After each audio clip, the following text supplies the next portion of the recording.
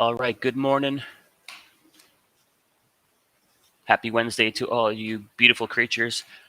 Hope you all are doing well. So Friday's going to be monthly expiration, which keep in mind the market's going to do whatever the heck it would like to do. But I think we should at least expect what kind of tends to be the case here is a bit of a general chop fest into Friday's expiration. I think we can make our jobs pretty easy right now. You can take the S&P futures, you can take the QQQ futures, and we're just stuck in this 4-hour range. Now, eventually, this 4-hour squeeze, I think it's going to give us our next solid push towards the upside. But there is a potential for the next couple of days. We're just chopping back and forth here. So be a little bit easy with trades going into Friday's expiration. For the Qs here, technically firing the 4-hour squeeze. Generally speaking, though, I'm expecting a little bit of back and forth. So, you got something like an Apple. Now, I think over the next month and a half here, Apple's going to make a really solid move. In terms of this week, though, you might get that pin at 150. So just be prepared for some funny business into monthly expiration. But in terms of the spots I'm focusing on here, I've pretty much got the mastery and the options room over at Simpler positioned where we want to be positioned. And now our jobs over the next, call it 4 to 5 weeks, is pretty much just managing these open positions and potentially looking to add to them. Ideally looking to add to long positions on any flush. So in terms of the swings that we're working here, in both rooms, we got Apple. So pretty simple stuff here. Beautiful weekly squeeze. She's a beaut. Weekly squeeze, there's a 3-day squeeze. There's a daily squeeze. And I think if the trend for the overall market can continue into at least the end of this year, into January, which realistically, if we just look at the weekly squeezes for the S&P, this is week number 1 of the squeeze firing to the upside. So there's certainly potential here for another 4 to 5 weeks. There might be a few dips along the way, but in terms of bigger picture, where's that path of least resistance? Should continue to be to the upside. The QQQ, this is week number 2, firing a squeeze to the upside.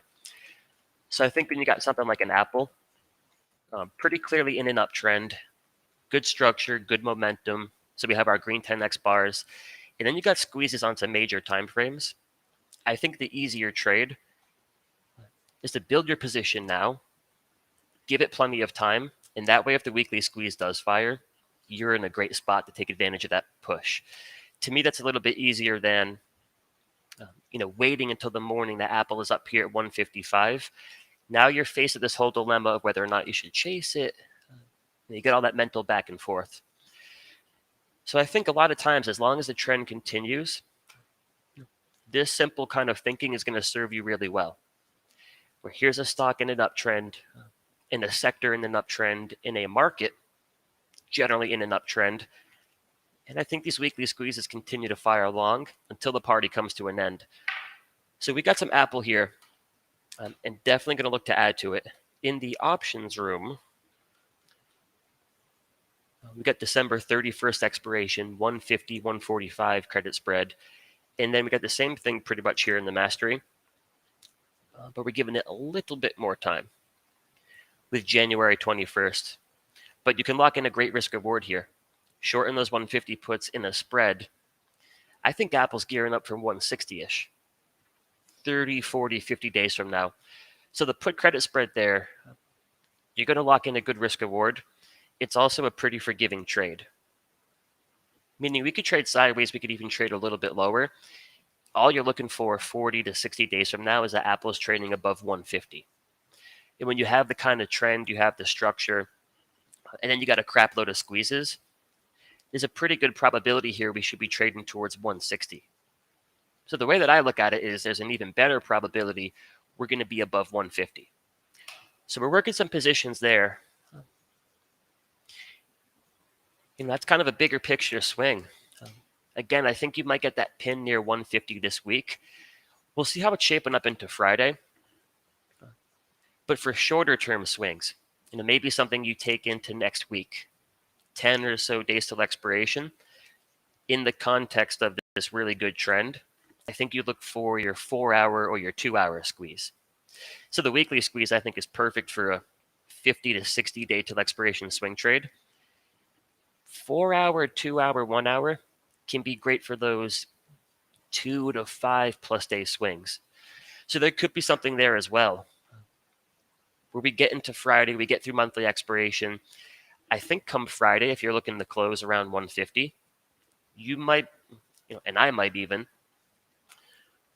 look to come into next Friday's expiration with the idea that after monthly expiration, we can continue to grind higher. And I think that 4 hour squeeze could see Apple chugging forward here.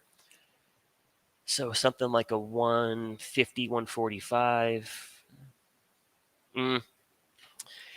This is the tough thing with Apple. Not the biggest premium.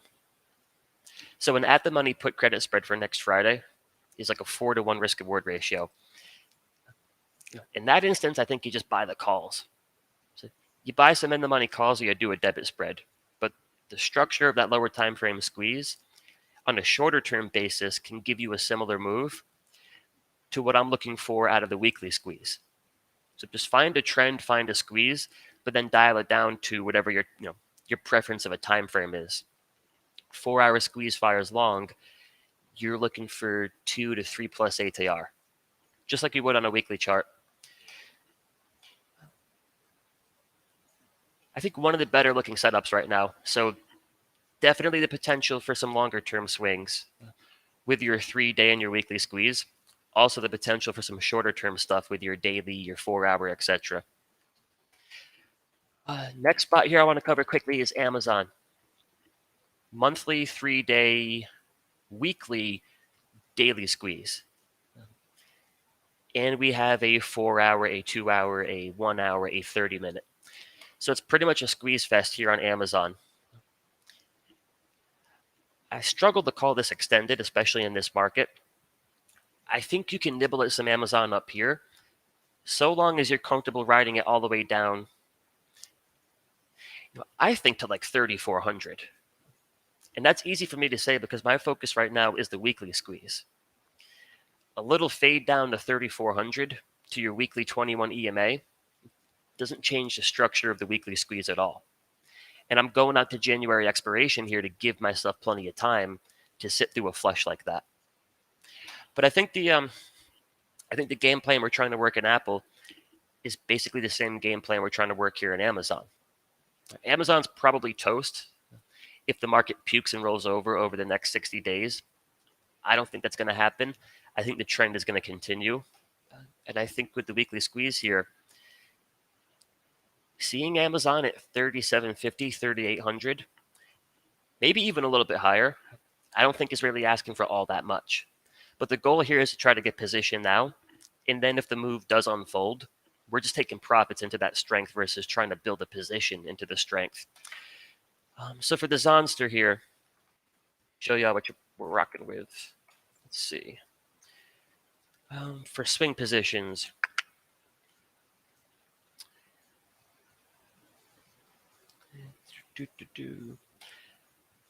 in the mastery, we got short puts at 3,350. And then in the options room, we sold the 3,400 strikes. With credit spreads, of course. 65 days till expiration. So we're giving it all the time in the world. But pretty straightforward stuff there. Find a trend, find a squeeze, build a position, let it rip. And then for Netflix here,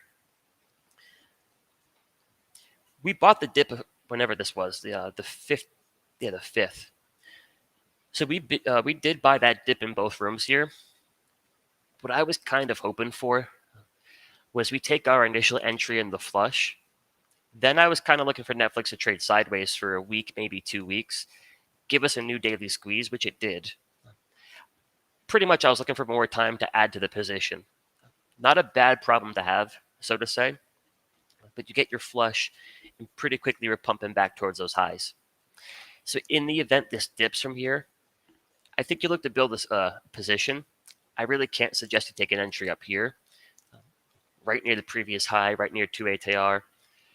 So keep an eye on it if it does dip. Otherwise, I think you got two clear levels here. Your previous high at 690 And then you got the big round number up there at 700. So definitely a buyable dip there. And I think if you get another dip, it's going to be just as buyable. Just really can't suggest you chase that up here. But we're trying to take profits pretty soon. Let's see. We're trying to buy our spread back already. We're getting close.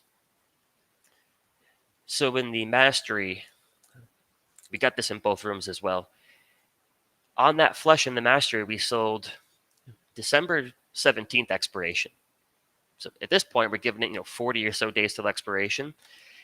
620, 615 spread, but because we're selling it into the flush, we're shorting those puts and there's all kinds of nice juicy premium there. So as soon as the stock turns that corner, you're selling that spread for $1.50. It's quickly going for 50 cents. You're already brought in $1 there. So we're trying to buy that back for a nickel. And then in the options room, we've got 650, 645. And we'll try to add to both of them if you get a nice little flush here. This one doesn't so much look like it wants to flush.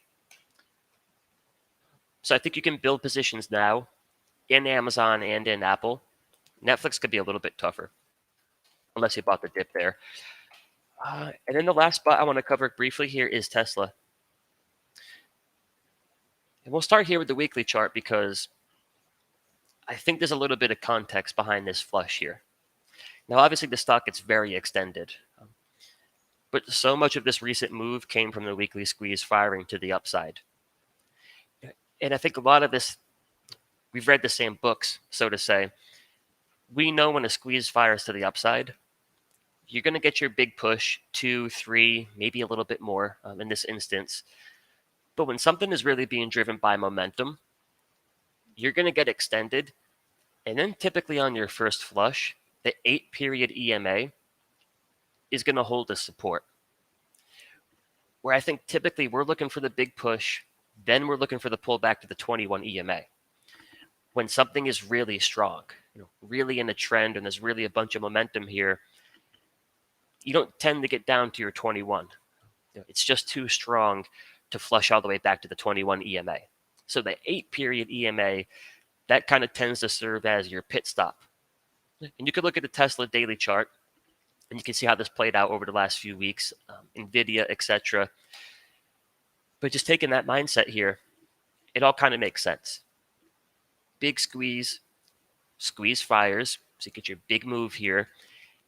And if this is as strong as we think it is, that first flush should hold up at the 8-period EMA. That should be the pit stop. So I think as long as we hold support here like we are, then you take it to a lower time frame, and you're looking for a decent structure to start to build a position in. I'd love if we could get a brand new daily squeeze here. To me, that would be like a no-brainer.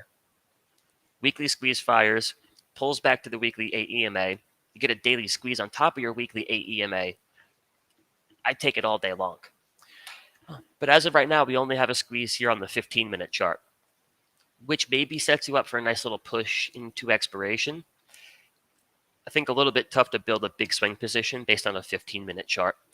So I'm going to keep an eye on it here, but that would be kind of the ideal scenario.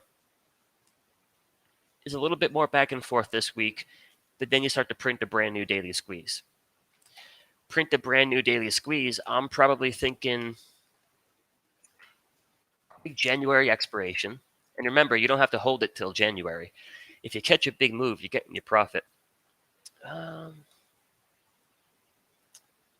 This is kind of out of curiosity. Oh, hell yeah. Borderline 1-to-1 risk-reward ratio. Going out to January with short puts at 1,000. It's kind of right up my alley. Get your 50 down there. So there could be something there for us to focus on into next week. I think with it being a little bit early, in terms of there's no squeeze here, other than your 15-minute chart, let's watch how this goes into the end of the week. As always, make sure you watch the Sunday prep video when I upload that. We'll keep a close eye on this one, but that would be ideal. We're taking we're building a swing here with support at your weekly 8 and a daily squeeze. So you have the structure, you have the support level. Then if we can get the squeeze, then you got the buildup of energy. I think would be a good spot to look for continuation. But in the meantime, Amazon, Apple, they're looking pretty primo here. And then tonight we got NVIDIA earnings, which I probably don't do anything with. The earnings trades can be fun, but my mindset is right now, I'll look for the weekly income trades. But for conversation's sake, if I'm going to come in here today and risk, say, 3% of my account on an NVIDIA earnings trade, which, you know, at some point kind of becomes like a game of flip the coin. That's cool and all. Or would I rather just take that 3% risk and toss that into Amazon? That's kind of what I'm thinking right now. These, multi squeezes, these longer term swing trades, it's kind of where I want to put the cash to work. So that's kind of where I'm at with the earnings trades. But just out of curiosity, market makers are pricing in a $15 move.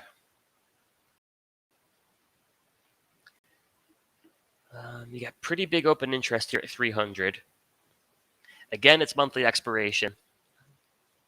So maybe they try to pin it at 300. But realize the difference between these kinds of trades. This is kind of like a coin flip. So we sell, an iron condor, basically banking on NVIDIA closing as close to 300 as possible come Friday. It's not the highest probability trade. That's why you can risk 2 to make 4. So your risk reward is going to be a reflection of the probability of that trade working in your favor. So, those trades are cool. Then there's, hey, let me put that $2,000 in Amazon. In 60 days from now, if it does what I think it can do, I'll have made, $1,500 off of that 2,000. Definitely not as good of a risk reward as that earnings trade. I think drastically higher probability that Amazon's trading above 3,400 in 60 days. So I like the earnings trades. I like the weekly income trades.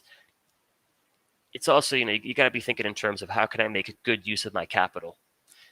And with Amazon, weekly, 3-day daily squeezes, Apple's, the Netflixes, the Teslas, that's kind of my pitch there.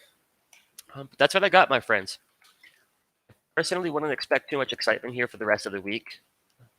Could be wrong, but kind of tends to be the case.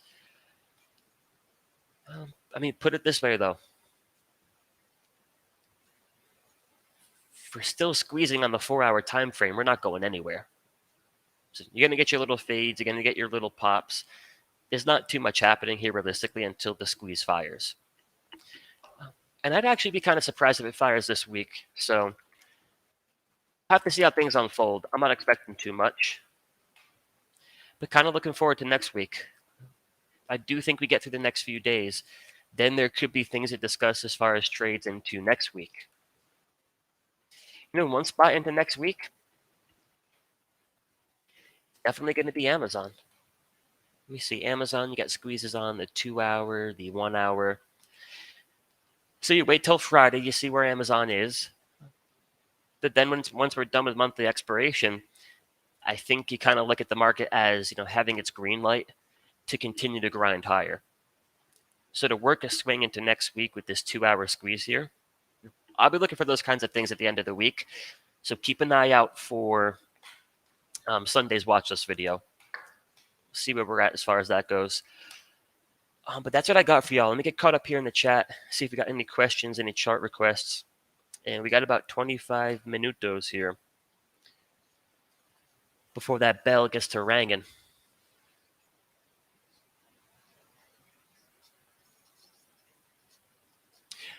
All right, good morning, Angela. So, yeah, Angela, love Amazon. Tesla looks great. Facebook, only complaint here is you don't have positively stacked DMAs. That probably changes any day now. Here's what I would do, Angela. I would first put my capital into Amazon. Just a little bit more structure here. little bit more bullish vibe to the squeezes, that would kind of be my first priority. Get capital into Amazon, then continue to watch how Facebook develops. It certainly looks like it's bottomed here. And then as your histogram starts to shift momentum, you get some green 10x bars coming back into play. I think it's getting ready. That's my only knock against it, really. No stack DMAs.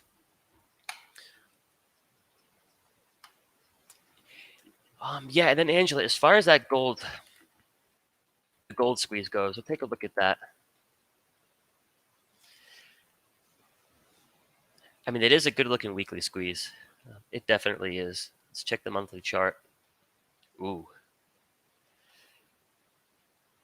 That's kind of interesting. That's kind of interesting. So I haven't traded gold too much. Now, from what I can gather, from what I've heard by people I respect, the JCs, the Henrys, etc., it can be a tough product to trade. And I think when we're talking about products that can be tough to trade, in my opinion, what makes them easier to trade is to give them all the time in the world. So for conversation's sake, gold might have a tendency to kind of screw around. It's getting ready to explode. It pulls back. It just really likes to shake folks out. So if we're going 10 days till expiration, we could easily get caught up in some of that noise. I think if we're going out to next September's expiration, you're not going to be impacted by any of that. And then if your weekly and monthly squeeze do fire, you're obviously going to be in a great position. That would be my opinion here, Angela. Just knowing the product can be a little bit finicky, but then also respecting just how long a monthly and a weekly squeeze can last. I think it's a trade to give all the time in the world. And quite frankly, I think you would be rewarded. I think we got to look at gold like we would look at anything else out there that fired a monthly squeeze, gave you an epic push, finally pulled back to the 21, and then it goes right back into build-up energy mode. So if we're going to judge gold based on the last 2 to 3 years here, this is starting an uptrend. You should get your continuation out of this monthly, weekly squeeze. I would try to give it more time than needed. If that makes sense, Angela. And I see a lot of y'all calling out the financials. So keep in mind, I think my focus is pretty heavily on these FANG stocks. But by no means is that the only good-looking spot in the market. That's a good-looking daily squeeze here in the financials, I think, in anybody's book. So, of course, by default, generally speaking, everything in that basket, Wells Fargo, Goldman Sachs, JP Morgan, etc., they're probably going to make the same move that the financials make. So a lot of times we can kind of simplify the process by just trading the basket itself. So sell your put credit spread here, buy your calls here on XLF. If we're going to try to get positioned in an individual stock versus just buying the basket, because here's the understanding you have to have. When XLF is back here in a daily squeeze, you could have gotten along JP Morgan, Bank of America, Morgan Stanley, Citizens Bank. You could have gotten along pretty much everything in XLF, and you would have made some nice money. It's because you caught a group move. It's going to be the same outcome this time. It should be a group move. So you simplify it and trade XLF, or you look at the individual stocks, but you're looking for one that, based on your criteria, is just a little bit cleaner than the rest. So granted, if the financials continue to rally into December, January, almost by default, there's a really good probability that Goldman is going to do very much the same. However, based on my criteria, negative histogram under the 21, no stack DMAs, to me, it's not the cleanest. Again, it's going to go higher here if the financials run to $42. But if I'm going to choose stock versus sector, I'm probably going to lean into something more like a Wells Fargo. Here's a positive histogram. We have positively stacked DMAs. We got some green 10x bars here. Now, if the Wells Fargo trade works, it essentially means the Goldman Sachs trade would work. So that's got to be the major thing we all got in mind here. This is what you're trading. You might take Goldman, you might take Bank of America, but you're hanging your hat on XLF here, firing that squeeze to the upside. So I think unless it looks dramatically better than XLF, you got to consider just trading this itself. Same goes for energy. Great looking daily squeeze. Check out healthcare. Healthcare. For September, one of the best trends in the entire market. Kind of gets slammed a little bit here, but it fixes everything. Back above the 21, positive histogram, squeeze, stacked DMAs, green 10x bars. So I couldn't be mad at you if you're picking up some financials, some healthcare here. I probably couldn't be mad at you if you're getting some real estate. So that's the crazy thing about this market. I think a lot of us have kind of come up in this market where it's one or two sectors leading the way. But right now, it's tough to find a sector that doesn't look good. Industrials, trading at all-time highs. Consumer discretionary. Beautiful move here. Utilities even. A good-looking daily squeeze. And the list kind of goes on and on. The home builders, like out of nowhere, just like crazy freaking explosive here. So though I might be focusing a lot on the Amazons, etc., remember, so much of it is about the setup and not the stock. So for very much the same reasons I would like the Apple daily squeeze, I would also have to like the daily squeeze here in energy. Similar characteristics. Everything looking good. Ronit Schwab, right, same thing. So I happen to think in the financials, one of the better looking setups, but same thought process. If XLF can grind higher, then there's a through the roof probability this 4-hour squeeze fires long. So this is what you're trying to latch onto. That's the caboose, so to say, that you're trying to jump onto. This is what's kind of driving that train. So it's not so much can Schwab fire the 4-hour squeeze to the upside. It's more so can XLF. Same exact setup, right? XLF, back to Schwab here. Very similar structure. But I do think Schwab looks pretty good here. I do. Jason, Google 4-hour squeeze. So Jason, we'll take a look here at the 4-hour in a second. But I like that you're looking for squeezes on lower time frames.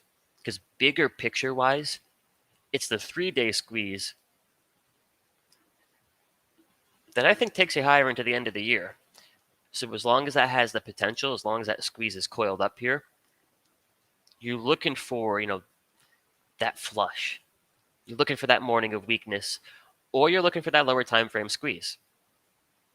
So I think potentially, Jason, this week, and it's like, how much do we want to weigh into monthly expiration? I tend to have the attitude I'm going to focus on nothing but the chart. But monthly expiration, you at least want to take it into consideration. Meaning I wouldn't do a trade. I don't know if I would do a trade for Friday's expiration, looking for this to explode over the next 2 days. They might try to pin it at 29.50. But once we're done with these shenanigans here, into next week, into the following weeks, that's a great example of a good structure on a lower time frame that gives you a little bit of edge as far as building a position to try to catch that momentum from the 3-day squeeze. So I like it a lot. I think it looks awesome. Could it explode higher this week? Certainly. It could get caught up in monthly expiration junk.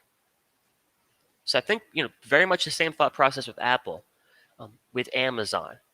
And again, so much of this is squeezing on lower time frames right now because the Qs are squeezing on the 1 hour, 30 minute, 15 minute. So for those kinds of structures, Jason, on a 4-hour time frame, I would look to see if they still hold up into Friday. And then I think there's going to be some opportunity into the following week. And Google, it's got all the right criteria.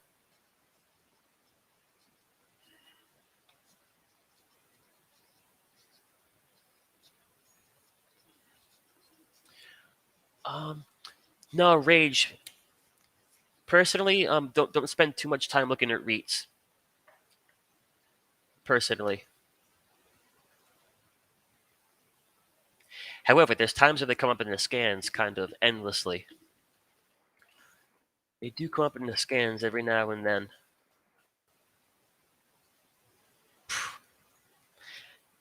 Oh man, we could. I don't want to say we. I could easily have like 20 open swing positions right now.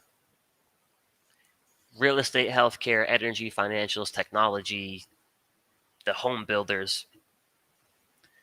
I mean, at that point, you just buy the S&P 500, right? Jason, pizza. Pizza. From what I gather, Shaquille O'Neal plays a big role here in the old Papa John's. Well, first and foremost, good trend, good momentum here. Brand new weekly squeeze, which I think we got to take into consideration. It's not a negative. It's just to say, hey, this might turn into a 4-dot weekly squeeze. It could be a little bit more consolidation to come. Let's check the 3-day.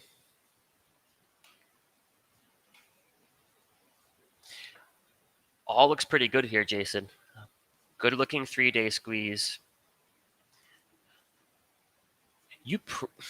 I would imagine, unless it breaks out this week, you probably get a daily squeeze. So there's your triple squeeze potentially pretty soon. Weekly, 3-day, daily. I personally think the easiest way to make money on these kinds of things is to just lean into giving yourself more time. So what you're putting your faith in is the trend and the squeeze. When it comes to these bigger time frames, though, what happens, or at least what used to happen to me a lot, is I'd be right, meaning the 3-day squeeze eventually would fire to the upside, but I wouldn't give myself enough time. So maybe you think it needs 2 weeks. I think you give it 4. More and more, that's what I'm finding, at least about my personality.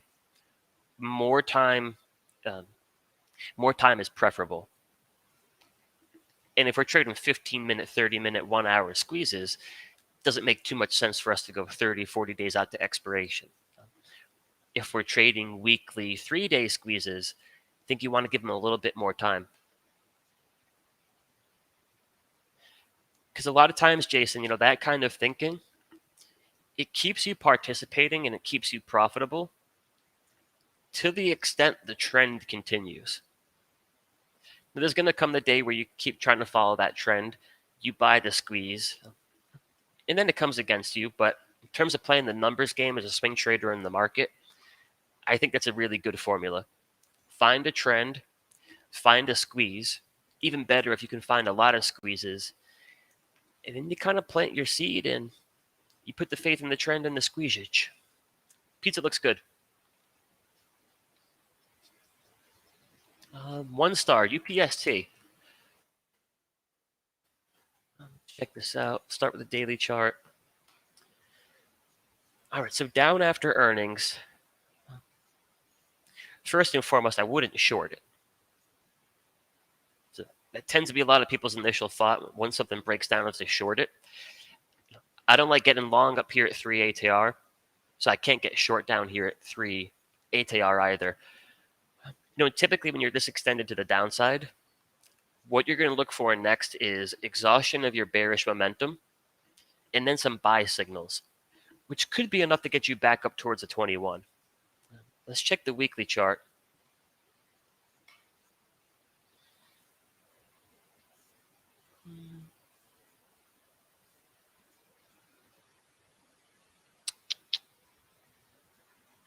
No real opinion as far as a longer term trade, Because now that you're back in, this is kind of what I'm looking at on Tesla's daily chart. All right, we're finally back near the 21. If we can keep hanging out near the 21, we should get a brand new daily squeeze. Right? Just like Netflix. Should start to get that squeeze. So with Upstart, I think you can look for a bounce back up towards a 21 EMA. But bigger picture thinking, now that you're back here near your weekly 21, there is a potential you go into a weekly squeeze. In these weekly squeezes, I mean, they're beautiful once they fire, but when a stock kind of falls into that, that quicksand, so to say, they can also end up being range bound for quite a while. So to do a 60-day till expiration swing here, that might be difficult. This might turn into a kind of bigger picture chop fest. In the short term, though, you get a ready, aim, fire buy signal, should set you up, I think, for your bounce to the 21 EMA. And if you don't have the ready, aim, fire tool, just get the, you can even use the original squeeze. That's free on most platforms. Wait for your histogram to shift. Look for it on every time frame, but mainly here on the daily chart. Once a histogram starts to go from red to yellow, all that means is the bearish momentum that dragged it lower is starting to dry up a little bit. So when you get exhaustion of bearish momentum and you're down here at 3 ATR, typically sets you up for a decent bounce. That's kind of the only trade I'm seeing here for now. Now, if we want to look out a bit further, nice trend here. If this goes into a weekly squeeze, you better believe I'm going to be one of the first ones to try to build a position, because the move that brought you here, very, very bullish. I just think the weekly chart always paints you. I think it provides context to the day-to-day noise that a lot of us sit and watch.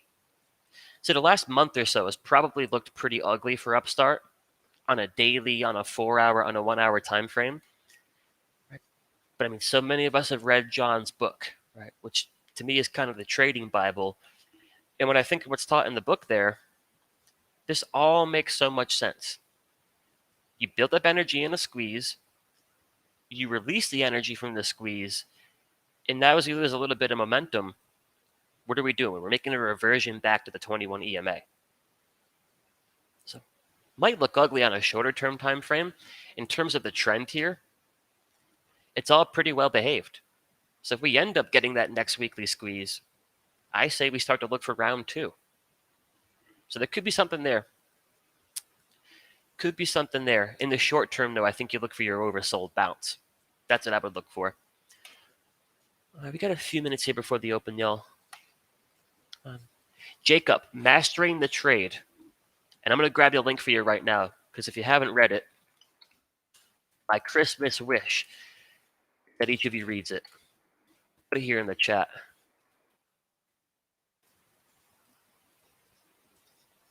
There you go, Jacob. Hey, what's up, Mr. Warwick? DGX, let's see. Only minor complaint here would be no stacked DMAs. But, I mean, that could change at the open. So let's just pretend there's positively stacked DMAs.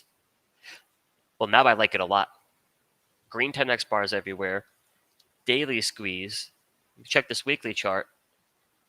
Oh, yeah. So Warwick, technically not in a weekly squeeze. Visually and conceptually, you're in a weekly squeeze. You've been building up energy between +1, -1. So we look at the trend that brought you here. Not incredibly explosive, but that's enough trend.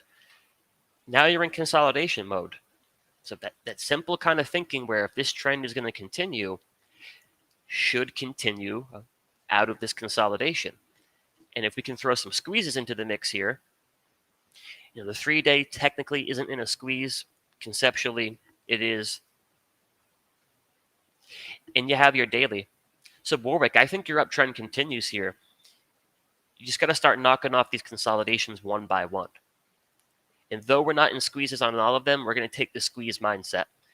Where if the daily squeeze can fire and release some energy, that could be enough momentum to trigger the breakout on your 3-day time frame. That could be enough momentum to trigger the breakout on your weekly chart. At that point, the three of these squeezes fire off. I think you're back towards the highs. So I like it very much there. I like it very much there. Joachim, Boeing.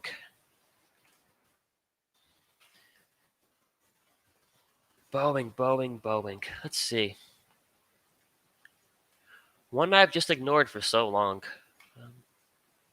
Check the weekly chart.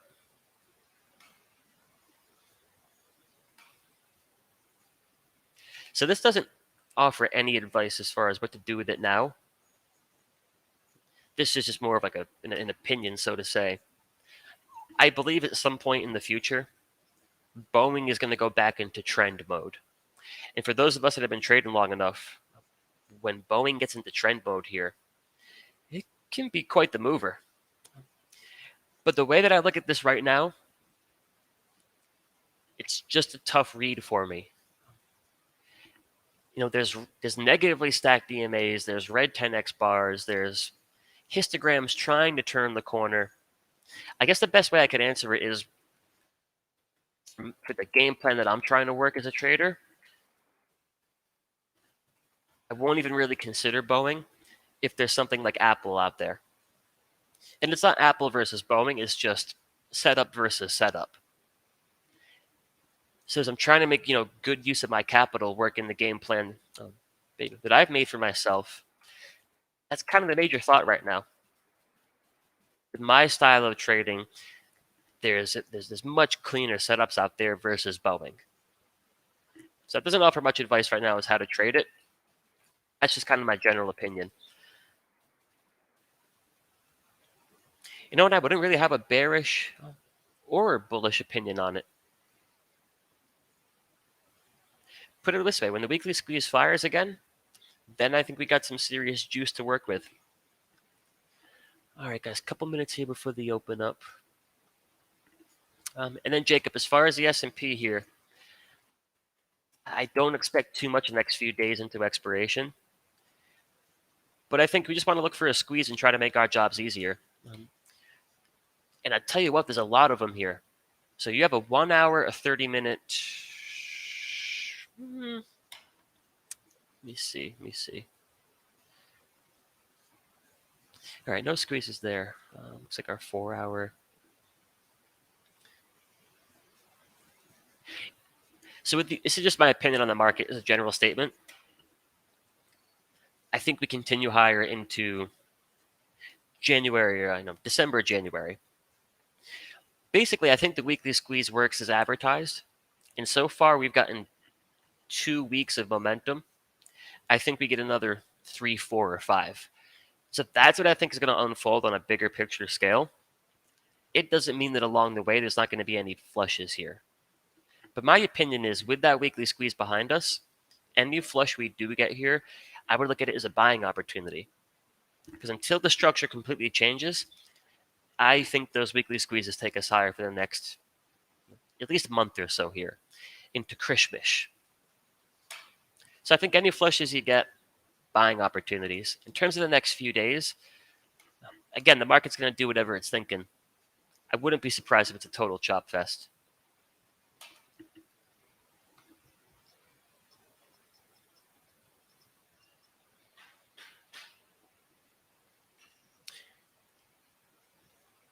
Yeah, Jacob, so I like your question there. The weekly squeeze,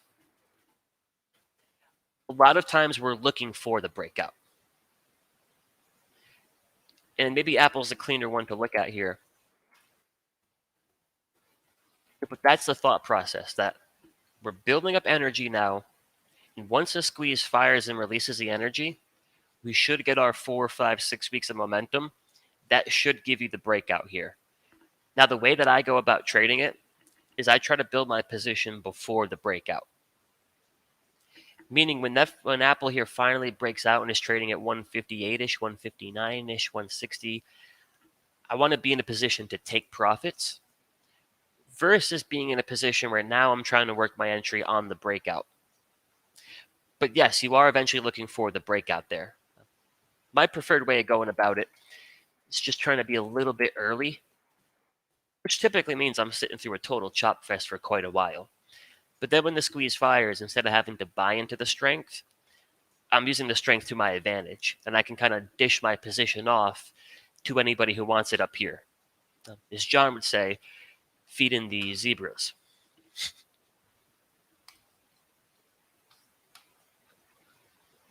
All right, see how we're opening up here, though. We opening up here.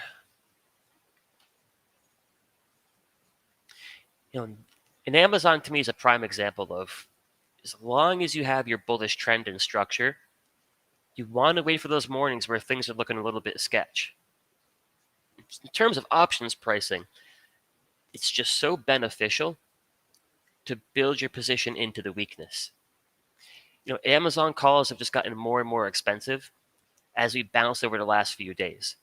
Amazon puts are getting crushed, so there's not too much premium here for a put credit spread. So going back to our Netflix trade, you want to wait for that flush, but as long as that flush doesn't ruin the trend, doesn't break structure, there's a lot to be said for building your position into that weakness. Puts are getting nice and expensive if you're trying to sell them. Calls are getting nice and cheap if you're looking to buy them. And then by the time you get the breakout, you're in a pretty good position. Let me check Netflix here and see how we're doing, because we do got a few positions there. Let's see, 697. So we're kind of heading towards 700 here. 66 cents. Check the other position here. 650, 85 cents. Cool.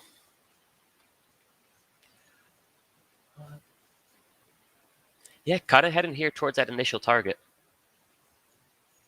Another name, though, I think any dip you get, it's a buyable one.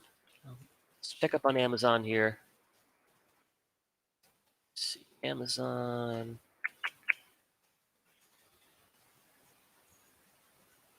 All right, so we got Amazon, we got Apple, and then we got the Netflix there.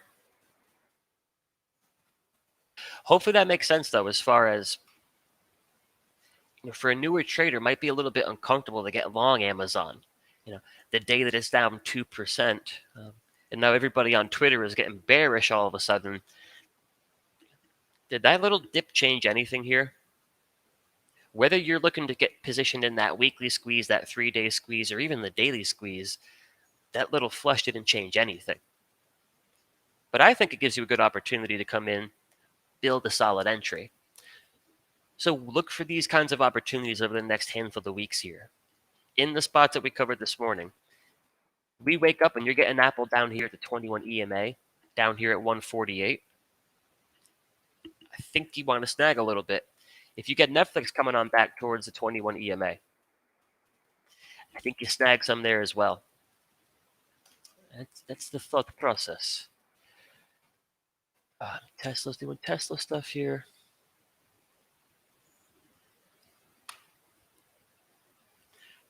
All right, y'all, but good session this morning. Let me cut you loose. I kind of got a tradition here of not liking to look at the market at the open. So I'm probably going to go take the dog for a walk and then get back here in 30 minutes or so, get ready for the options room. But definitely keep an eye out for Sunday's watch list video. We'll kind of recap some of the swing positions we talked about today, see how things ended into monthly expiration, and then we'll take a look at see if there's anything setting up for shorter term trades. So I am going to have my primary focus on these 40 to 50 to 60 day swings. But something like the 2-hour squeeze in Amazon heading into next week, rock solid. So there could be opportunity there as well. But as always, I appreciate y'all spending a good hour or so with me here this morning. Always a good time. Best of luck today for those of you in the options room. I'll see you in about an hour. And then for those of you in any of the simpler rooms, I'll be in the training room this afternoon as well. For the rest of you, I'll talk to you in Sunday's video. I'll try to get you a Friday recap video as well, give you a head start on your prep. And then Chandler will be here Friday morning, and I'll see you again on Monday. But I appreciate